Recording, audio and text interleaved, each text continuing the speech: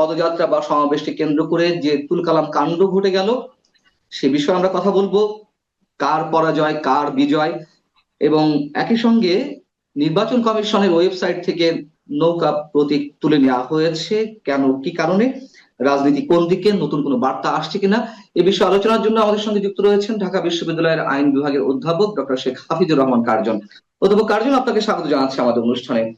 আপনি নিঃসন্দেহে জানেন যে সারাদিন গোপালগঞ্জে কি অবস্থা ছিল, কি ধরনের পরিস্থিতি তৈরি হয়েছে, এবং পুলিশি প্রহরায়, সেনা প্রহরায় এনসিপি তাদের সমাবেশটি করেছে সংক্ষিপ্তভাবে, আগে পরে হামলা হয়েছে সমাবেশ স্থলে।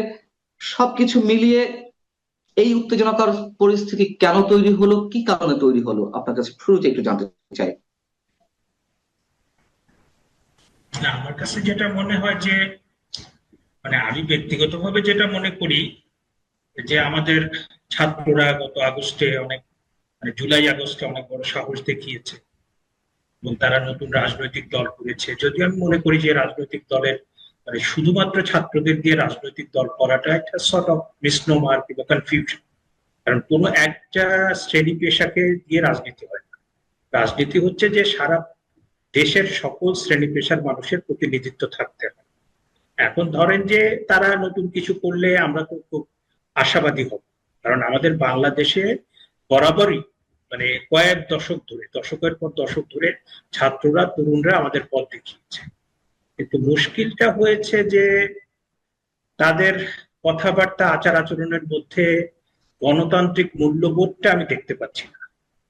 কথাবার্তার মধ্যে যে আপনার পারস্পরিক শ্রদ্ধাবোধ থাকা দরকার, কথাবার্তার মধ্যে যে বিনয় থাকা দরকার, তাদের কথাবার্তার মধ্যে একটা ঔদ্ধত্য, এবং সম্প্রতি তাদের বেশ কিছু কথাবার্তায় তারা মব ভায়োলেন্সকে তারা জাস্টিফাই করার চেষ্টা করছে।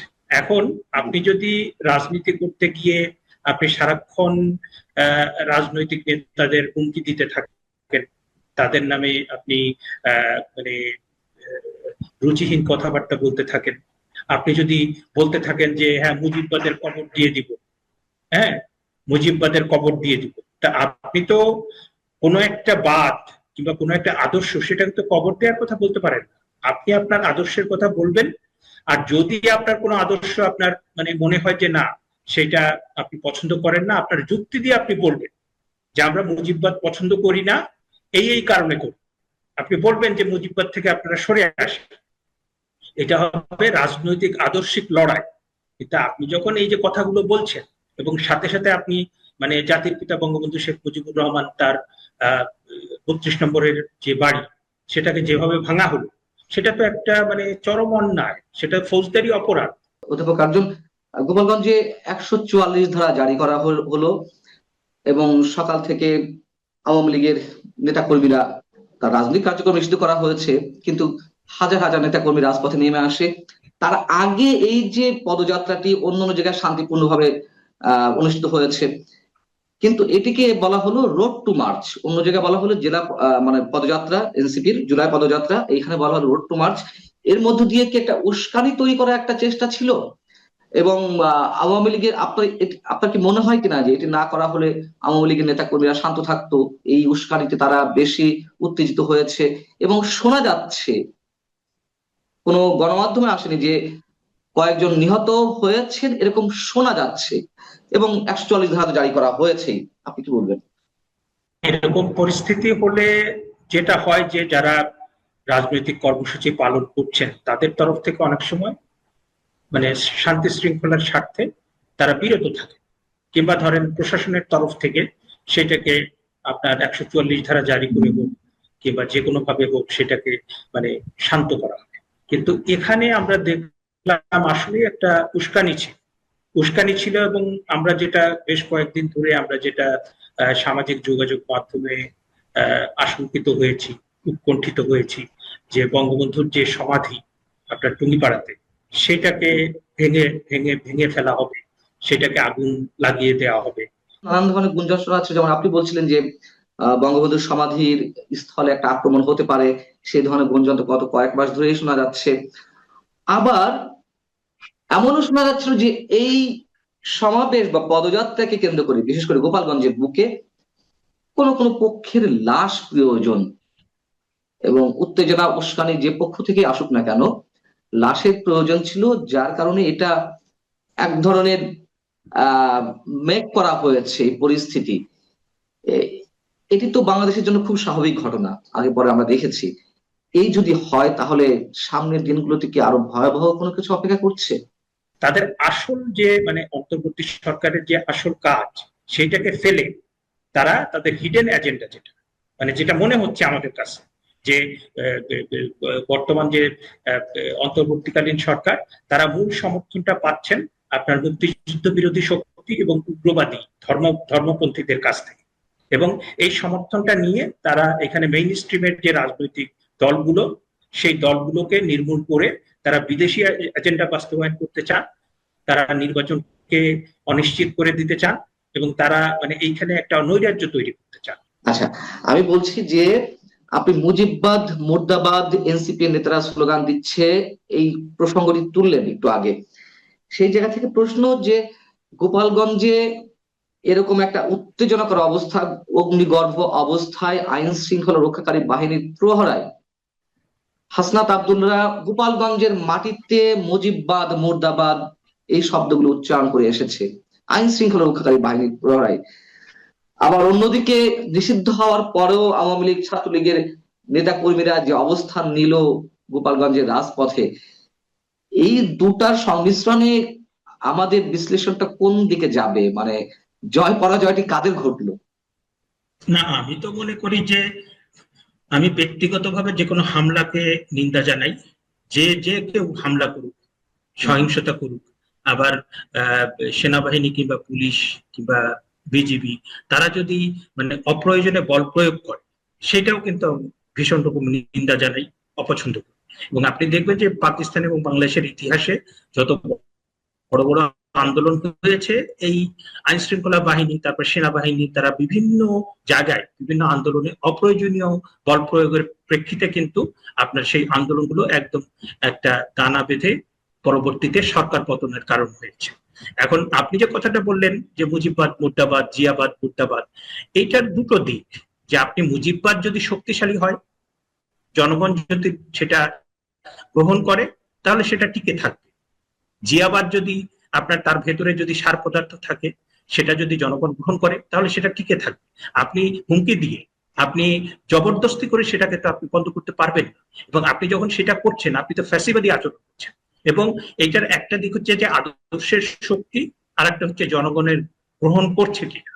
হ্যাঁ, তো সুতরাং আমার কাছে মনে হয় যে এই ধরনের কথাবার্তা, এই ধরনের কথাবার্তা অধ্যত্ব কিংবা চাপিয়ে দেওয়া, কিংবা আমরাই একমাত্র সঠিক আর সবাই বেঠিক, সুতরাং সেগুলো বিলুপ্ত করে দিতে হবে।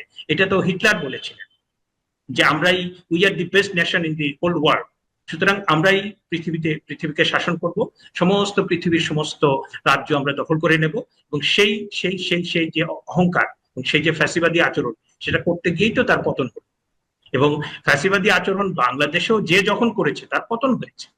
আমরা শুধু একটা সরকার না, আপনি দেখবেন যে এর আগে সামরিক স্বৈরাচার ছিল, গণতান্ত্রিক স্বৈরাচার ছিল, এবং যে সরকারই যখন ফ্যাসিবাদী আচরণ করেছে, তার কিন্তু আপনার পতনটা সেটা নিশ্চিত হয়েছে। আপনি বলছিলেন যে যখনই শক্তিমত্তা প্রদর্শন করেছে যেই দল ক্ষমতায় থেকে, সেই দলের পতন হয়েছে। এবং যেই দৃশ্য আজকে আমরা দেখলাম, আহ সেনা সদস্যদের প্রহরায়, পুলিশের প্রহরায় খুব গর্বের সাথে সমাবেশটি করলো এনসিপি। একই চিত্র তো আমরা দেখেছি আওয়ামী লীগের সময়, ছাত্রলীগ পুলিশের প্রহরায় সবকিছু করছে, পুলিশের প্রহরায় আওয়ামী লীগ যুবলীগ যা ইচ্ছে করছে। আহ ঠিক তারা যেই ফল পাওয়ার কথা পেয়েছে। এখনকার যারা এই রাজত্ব গুলো করছে, দেখুন এনসিপি তো এখনো পর্যন্ত ক্ষমতায় যায়নি, তাই না? ক্ষমতায় না গিয়েই তারা সরকারি দলের সব ধরনের সুযোগ সুবিধা পাচ্ছে।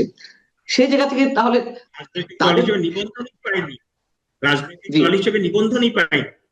হ্যাঁ, সেই জায়গাতে এই ধরনের প্রোটেকশন, এই ধরনের প্রোটোকল, এই ধরনের তাদের এসকর্ট করে সবকিছু করা, তো তাদের পরিণতি কি হতে পারে? আমরা তো আওয়ামী লীগ যুবলীগ ছাত্রলীগের পরিণতি দেখেছি, এনসিপি পরিণতিটা কি হতে পারে? না, আপনার সাথে তো আমার বন্ধুত্ব অনেক দিনের, তাই না? আপনার সাথে আমার জি, জানাশোনা অনেক দিনের। এবং হম হম, এর আগের যে সময়ে আওয়ামী লীগের শাসনামলে নানা রকম মানে বাড়াবাড়ি হয়েছে, নানা জি রকম এমন কিছু হয়েছে যেটা মানে মর্মাহত করেছে আমাদেরকে, আমরা আশাহত হয়েছি। আমরা কিন্তু তখনই বলেছি যে এই জি কাজগুলো করা ঠিক হচ্ছে, এটার পরিণতি কিন্তু ভালো হবে। এবং মানে আওয়ামী লীগের মতো দল কিংবা বিএনপির মতো দল, বিএনপি 2001 থেকে 2006 পর্যন্ত এমন অনেক কিছু করেছে যেটা করাটা কিন্তু ঠিক হয়, এবং যার জন্য কিন্তু বিএনপিকে মূল্য দিতে হয়েছে। হুম হুম। আওয়ামী লীগ বিভিন্ন সময় ক্ষমতায় থেকে যে সমস্ত কাজ করেছে, কোনটা আপনার অপ্রত্যাশিত ছিল, কোনটা ঠিক হয় নাই, কোনটা বাড়াবাড়ি ছিল, সেগুলোর জন্য কিন্তু আওয়ামী লীগকে মূল্য দিতে হচ্ছে। আর আওয়ামী লীগ এবং বিএনপি যেখানে 40% করে আপনার ভোট আছে, 30 থেকে 40%, তাদেরই যেভাবে মূল্য দিতে হয়। আর এদের তো মানে এরা তো রাজনৈতিক দল হিসেবে দাঁড়াই না, আপনি সবেমাত্র শুরু করেছেন এবং সেটা শুরুটা পদযাত্রা হচ্ছে। এবং আপনি দেখবেন যে আজকের সমাবেশে মানুষ কোথায় ছিল, তাদের সমর্থককে আপনি দেখেছেন? মানে ক্যামেরাগুলো তো শুধুমাত্র মঞ্চের দিকে ছিল। এক্স্যাক্টলি, আমি বলছি 1 থেকে 1.5 জন হয়েছে। হ্যাঁ, আপনি তো একটা এজেন্ডা নিয়ে সেখানে গিয়েছেন, মানে নির্বাচন যেন আরো বেশি অনিশ্চিত হয়ে যায়, হ্যাঁ, সেখানে যেন আরো দাঙ্গা হাঙ্গামা হয়, এই সেই রকম একটা এজেন্ডা নিয়ে আপনি সেখানে গিয়েছেন। মানে বাংলাদেশের ইতিহাসে এটা তো এই সরকারের একটা মানে কালো অধ্যায় হয়ে থাকবে, যে আপনি 141টা, হ্যাঁ 141টা না কত আপনার মব ভায়োলেন্সের ঘটনা হলো, এবং তার ভিতরে আপনি মানে 83 জন মানুষ হত্যাকাণ্ড। এবং এই মব ভায়োলেন্সটা আপনি ঘোষণা দিলেন, আপনি আগে সামাজিক মাধ্যমে ঘোষণা দিলেন যে অমুক দিন অমুকের বাড়ি ভাঙা হবে, অমুক দিন অমুক জায়গায় আন্দোলন মানে হামলা চালানো হবে, আপনি মাজার ভাঙলেন, আপনি মানে যে পীর আউলিয়া যারা এখানে ইসলাম প্রচার করেছেন এবং সেই তাদের বাণীতে সম্মোহিত হয়ে এখানকার যে মানুষ ছিলেন তারা ইসলাম ধর্মে রূপান্তরিত ধর্ম গ্রহণ করেছেন, তাদের মাজার আপনি ভাঙলেন। এই যে আপনার মানে আপনি আপনি আপনি যে সমস্ত মানে বিশৃঙ্খলাগুলো তৈরি করলেন, আপনি সুনির্দিষ্ট একটা এজেন্ডা নিয়ে যে সমস্ত নৈরাজ্যগুলো তৈরি করলেন, তার তো একটা বড় ধরনের ইম্প্যাক্ট হবে। এর আগে কিন্তু ইসি বলেছিল যে না, নৌকা প্রতীক তোলা হবে না, যেহেতু আওয়ামী লীগকে ফর দ্য টাইম বিং নিষিদ্ধ করা হয়েছে তার রাজনৈতিক কার্যক্রম, এটা ফুলফিল মানে পুরোপুরি নিষিদ্ধ হয়নি। সো তারা যখন আবার নিবন্ধন ফিরে ফিরে পাবে, তখন আবার তারা ওই প্রতীক পাবে। সো এখন আর ওঠানো সম্ভব না। মানে আমাদের মুশকিলটা হয়েছে যে এই তরুণ প্রজন্ম ইতিহাসও পড়ে না, তারপরে তারা